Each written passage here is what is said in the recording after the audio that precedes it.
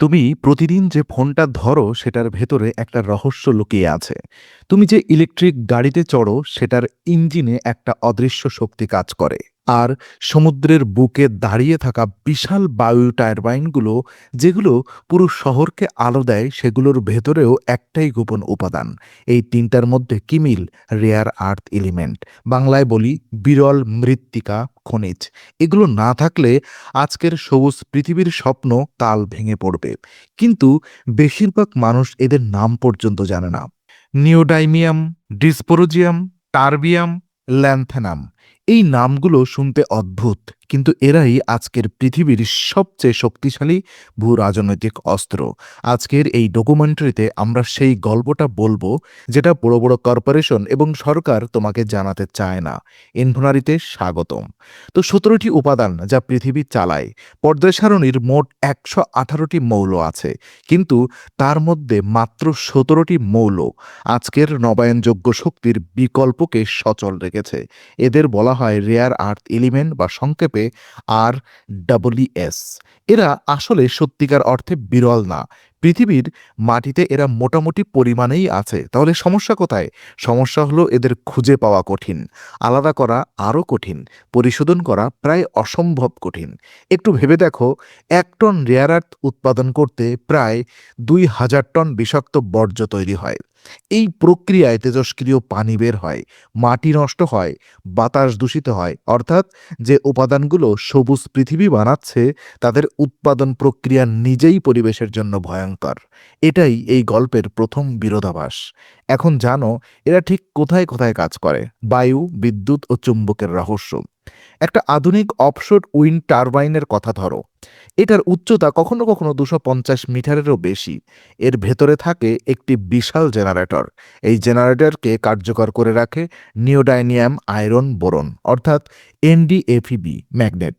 এই ম্যাগনেটগুলো এত শক্তিশালী যে একটি সাধারণ ফেরাইট চুম্বকের তুলনায় এরা 10 গুণ বেশি শক্তিশালী। একটিমাত্র ডিরেক্ট ড্রাইভ উইন্ড টারবাইনের প্রায় 2 টন নিওডাইমিয়াম এবং ডায়স্পোরেজিয়াম লাগে। এখন ভাবো, 2050 সালের মধ্যে বিশ্বজুড়ে লক্ষ লক্ষ এই ধরনের টারবাইন বসানোর পরিকল্পনা। তখন কত টন রেয়ার আর্থ লাগবে? বিশেষজ্ঞরা বলছেন 2050 সালের মধ্যে বর্তমানের তুলনায় 4 থেকে 6 গুণ বেশি রেয়ার আর্থ চাই। কিন্তু সরবরাহ সেই হারে বাড়ছে না। এটা শুধু টারবাইনের কথা। এবার ইলেকট্রিক গাড়ির কথা বলি। একটা সাধারণ পেট্রোল গাড়ির তুলনায় একটি ইলেকট্রিক ভেহিকল, অর্থাৎ ইভি, 6 গুণ বেশি খনিজ সম্পদ ব্যবহার হয়। ইভি এর মোটরে থাকা নিওডাইমিয়াম ম্যাগনেট গাড়িকে হালকা রাখে, দ্রুত করে, টেকসই করে। ডায়স্পোরেজিয়াম যোগ করা হয় যাতে উচ্চ তাপমাত্রায় ম্যাগনেট দুর্বল না হয়। আর ল্যান্থেনাম, এটা NiMH ব্যাটারিতে ব্যবহৃত হয়, হাইব্রিড গাড়ি থেকে শুরু করে আধুনিক এনার্জি স্টোরেজ সিস্টেম পর্যন্ত। সোলার প্যানেলের কথা ভুলে যাবে না, ল্যান্থেনিয়াম সেখানেও ব্যবহৃত হয় প্যানেলের স্থায়িত্ব এবং কার্যকারিতা বাড়াতে। অর্থাৎ বায়ু, সৌর এবং বিদ্যুৎ, তিনটি স্তম্ভেই রেয়ার আর্থ অপরিহার্য। চীনের নীরব সাম্রাজ্য। এবার আসি সবচেয়ে ভয়ঙ্কর অংশে। বিশ্বের মোট রেয়ার আর্থ উৎপাদনে প্রায় 60% একটিমাত্র দেশের হাতে। সেই দেশটার নাম চীন। কিন্তু শুধু উৎপাদন না, পরিশোধন ও প্রক্রিয়াকরণে চীনের নিয়ন্ত্রণ 90%-এরও বেশি। মানে হলো, অস্ট্রেলিয়া, আমেরিকা বা কানাডায় রেয়ার আর্থ খনন হলেও সেটা পরিশোধনের জন্য বেশিরভাগ ক্ষেত্রে চীনে যেতে হয়। এটা একটা বিশাল ভূ রাজনৈতিক দুর্বলতা। 2010 সালে চীন জাপানের সাথে একটি কূটনৈতিক বিরোধে সাময়িকভাবে রেয়ার আর্থ রপ্তানি বন্ধ করে দেয়। ফলাফল, জাপানের হাইটেক শিল্প প্রায় থমকে যায়। গাড়ি কোম্পানি, ইলেকট্রনিক্স কোম্পানি সবাই আতঙ্কিত হয়ে পড়ে। সেই ঘটনার পরেই বিশ্ব বুঝতে পারে এই ছোট ছোট উপাদানগুলো আসলে কতটা শক্তিশালী ভূ রাজনৈতিক অস্ত্র। 2023 সালে চীন গ্যালিয়াম এবং জার্মেনিয়াম রপ্তানিতে নতুন নিয়ন্ত্রণ আরোপ করে। 2024 সালে অ্যান্টিমনির উপরে এবং 2025 সালে বেশ কিছু ক্রিটিক্যাল রেয়ার আর্থ উৎপাদনের উপরে নতুন রপ্তানি বিধিনিষেধ আসে। এই প্রতিটি পদক্ষেপ বিশ্বের গ্রিন টেকনোলজি সাপ্লাই চেইনকে একটু একটু করে চাপে ফেলছে। এটা আর শুধু বাণিজ্যের বিষয় না, এটা এখন জাতীয় নিরাপত্তার প্রশ্ন। কার্বন মুক্ত পৃথিবীর নোংরা সত্য। এবার একটা কথা বলবো, যেটা কেউ তোমাকে সহজে বলতে চায় না। আমরা বলছি সবুজ শক্তি, পরিষ্কার পৃথিবী, কিন্তু সেই পরিষ্কার শক্তির পেছনে আছে একটি অত্যন্ত নোংরা প্রক্রিয়া। চীনের জিয়াংজি প্রদেশ বিশ্বের সবচেয়ে রেয়ার আর্থ উৎপাদনকারী অঞ্চল। সেখানে কি হচ্ছে? পাহাড়ের পর পাহাড় ধ্বংস হচ্ছে, নদীতে অ্যাসিড মিশছে, কৃষিজমি নষ্ট হচ্ছে, স্থানীয় মানুষ অসুস্থ হচ্ছে, এবং সবচেয়ে বিপজ্জনক তথ্য, রেয়ার আর্থ খনির পাশাপাশি প্রায় থোরিয়াম এবং ইউরেনিয়াম বের হয়। এগুলো তেজস্ক্রিয়। অনেক খনিতে এই তেজস্ক্রিয় বর্জ্য সঠিকভাবে পরিচালনা করা হচ্ছে না। মালয়েশিয়ার বুকিট মারিসের কথা মনে আছে? সেখানে ১৯৮০ এবং ৯০-এর দশকে একটি রেয়ার আর্থ পরিশোধনাগার ছিল। সেটা বন্ধ হওয়ার পরেও এলাকার লিউকোমিয়া এবং ক্যান্সারের হার অস্বাভাবিকভাবে বেশি পাওয়া গেছে। এটাই বিরোধাভাস।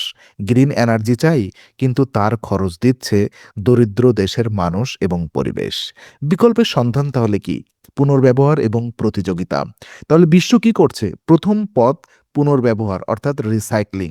পুরনো বায়ু টারবাইনের ম্যাগনেট, পুরনো ইভি মোটর, পুরনো ইলেকট্রনিক বর্জ্য অর্থাৎ ই ওয়াস্ট, এগুলো থেকে রেয়ার আর্থ ফিরিয়ে আনা সম্ভব। বিজ্ঞানীরা এখন বায়োলিসিং পদ্ধতি নিয়ে কাজ করছেন, যেখানে ব্যাকটেরিয়া ব্যবহার করে রেয়ার আর্থ আলাদা করা হবে। এটা হলে পরিবেশ দূষণ অনেক কমবে। দ্বিতীয় পথ বিকল্প উৎপাদন তৈরি। কিছু কোম্পানি ফেরিট ম্যাগনেট নিয়ে কাজ করছে, যেখানে রেয়ার আর্থ লাগে না। কিন্তু সমস্যা হলো ফেরাইট ম্যাগনেট এনডিএফিবি এত দুর্বল, আকারে বড়, ওজনেও ভারী। ইভি বা ওয়াইন টারবাইনে এটা ব্যবহার করলে দক্ষতা কমে যাবে। তৃতীয় পথ সরবরাহ বৈচিত্র্য বা ডাইভার্সিফিকেশন। আমেরিকা ক্যালিফোর্নিয়াতে মাউন্টেন পাস খনি আবার চালু করেছে। অস্ট্রেলিয়া তার নিজস্ব রেয়ার আর্থ প্রক্রিয়াকরণ শিল্প গড়ে তোলার চেষ্টা করছে। ভারত তার বিশাল মোনাজাইট স্যান্ড মজুদ ব্যবহারের পরিকল্পনা করছে। কানাডা, গ্রিনল্যান্ড, আফ্রিকা, কিছু দেশ সবাই এই দৌড়ে নেমেছে। কিন্তু চীনের ৯০% প্রক্রিয়াকরণ ক্ষমতার বিকল্প তৈরি হতে কমপক্ষে ১০ থেকে ১৫ বছর লাগবে। এবং ততদিনে কি হবে? ২০৫০-এর যুদ্ধ খনিজের জন্য ভূ রাজনীতি। ২০২৬ সালে দাঁড়িয়ে একটা কথা পরিষ্কার, ২০ শতক ছিল তেলের যুদ্ধ, ২১ শতক হবে খনিজের যুদ্ধ, এবং এই যুদ্ধের কেন্দ্রে থাকবে রেয়ার আর্থ। ইতিমধ্যে আমেরিকা ও ইউরোপীয় ইউনিয়ন রেয়ার আর্থকে ক্রিটিক্যাল মিনারেল হিসেবে ঘোষণা করেছে। যুক্তরাষ্ট্রের প্রতিরক্ষা বিভাগ সরাসরি রেয়ার আর্থ খনি প্রকল্পে বিনিয়োগ করছে, কারণ F-35 যুদ্ধবিমানে প্রায় ৪০০ কেজি রেয়ার আর্থ লাগে। একটি ভার্জিনিয়া ক্লাস সাবমেরিনে লাগে প্রায় ৪ টন। তাই রেয়ার আর্থ এখন শুধু সবুজ শক্তির উপাদান না, এটা জাতীয় প্রতিরক্ষার অস্ত্র।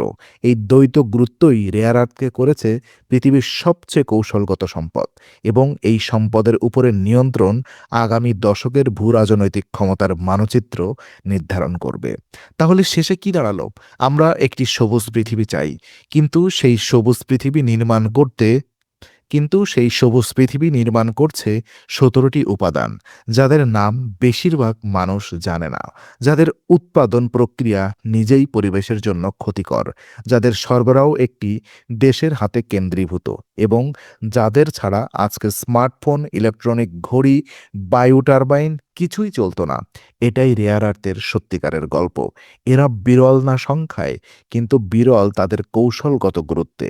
পরের বার যখন তুমি একটি ইলেকট্রিক গাড়ি দেখবে বা একটি বায়ু টারবাইন দেখবে, মনে রেখো সেটার ভেতরে নীরবে কাজ করছে পৃথিবীর সবচেয়ে শক্তিশালী অদৃশ্য স্থাপত্যরা। Rare earth, the silent architecture. এই ভিডিওটি যদি তোমার চিন্তাকে নাড়া দিতে থাকে, তাহলে এখনই সাবস্ক্রাইব করো ইনফোনারিতে।